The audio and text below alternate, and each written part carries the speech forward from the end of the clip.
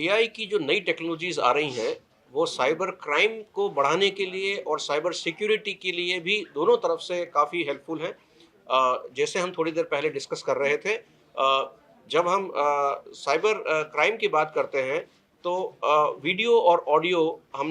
आज की डेट में फेक वीडियो या फेक ऑडियो बनाना बहुत आसान हो गया है और इससे आप किसी को आसानी से बेवकूफ़ बना सकते हैं और तरह-तरह के फाइनेंशियल क्राइम्स कर सकते हैं। ऑन द दूसरे एक और तरह की प्रॉब्लम्स जो अभी बहुत रिसेंटली हो रही हैं कि हम जो बहुत सारे सॉफ्टवेयर्स यूज़ करते हैं या इवन हमारे जो ऑपरेटिंग सिस्टम है, Windows based, iOS based, Android based, उन ऑपरेटिंग सिस्टम के अंदर जो वल्नरेबिलिटीज़ हैं, उनको भी एआई सिस्टम्स के द्वारा ढूँढा जा रहा है। जो नॉर्मली हमारे साइबर सिक्योरिटी इंजीनियर जिस तरह की प्रॉब्लम्स को ढूँढने में जो मशक्कत करते थे और कई बार महीनों बाद इस तरह की एक वल्नरेबिलिटी, एक वीकनेस मिलती थी, वो वीकनेसेस अब एआई सिस्टम्स के द्वारा 2 दिन में, आधे दिन में जनरेट कर ली जाती हैं और इतने टाइम में कई बार जो डेवलपर्स हैं, वो वापस उसका प्रिकॉशन भी डेवलप नहीं कर पाते। तो अभी ये लेटेस्ट ट्रेंड चालू हुआ है कुछ दिनों से पिछले, जब से ये एआई टेक्नोलॉजीज़ ख़ास करके कोडिंग में और कोड एनालिसिस में यूज़ होने लगी हैं, तो ये हैकिंग सिस्टम्स में भी आजकल यूज़ होने लगी हैं। तो इसके विपरीत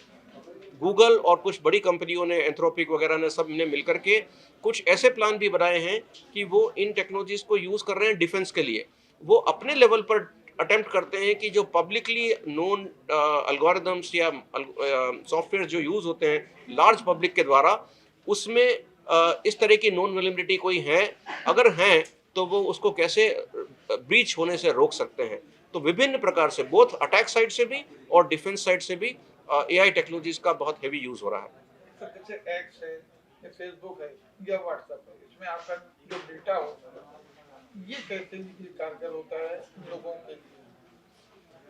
डेटा किसी भी प्रकार का डेटा हो, अगर वो पर्सनलाइज्ड इंफॉर्मेशन है, वो जनरली बड़ी यूज़फुल होती है। आपको एक एग्जांपल देते हैं, जैसे कि अगर किसी एक पर्सन की हेल्थ इंफॉर्मेशन आपके पास है कि वो उसको किस तरह की बीमारी है या किस तरह की मेडिसिन्स वो ले रहा है, और अगर कोई पर्सन उसको फिजिकली हार्म करने की कोशिश करना चाहे, तो वो उसको उस गलत दवाई दे सकता है या वो पर्टिकुलर मेडिसिन जो वो लेना चाहता है उसमें कुछ मिक्स करके कुछ दे सकता है। तो इस तरह की हेल्थ इश्यूज तक आ सकते हैं। दूसरी बात कि वैसे भारत सरकार ने शायद कोई रिस्ट्रिक्शन ना लगाया हो किसी के ऊपर हेल्थ इंश्योरेंस लेने पे, लेकिन अगर किसी इंश्योरेंस कंपनी को किसी एक पर्टिकुलर इंडिविजुअल के बारे में हेल्थ इंफॉर्मेशन मिल जाए कि इस पर्सन को इस तरह की बीमारी है या फ्यूचर में होने के चांसेस हैं,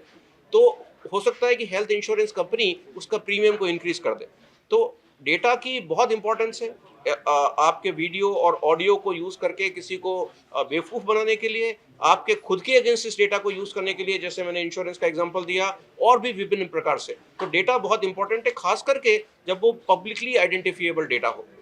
आपके राज्य की खबरें, आपके शहर की खबरें सबसे पहले जानने के लिए देखते रहें अमर उजाला। चैनल को सब्सक्राइब जरूर कर लें और पाएं हर अपडेट।